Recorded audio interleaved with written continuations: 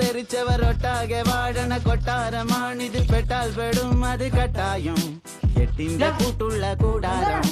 തരരരരത്തേ മടിയുടെ മലയോരത്ത് ധ്യാനിച്ചിരിക്കുന്ന സന്യാസി, ചുമ്മാതിരിപ്പിന്റെ അഭ്യാസി, ചോരത്തിളപ്പുള്ള തോന്യാസി. തരരരരത്താ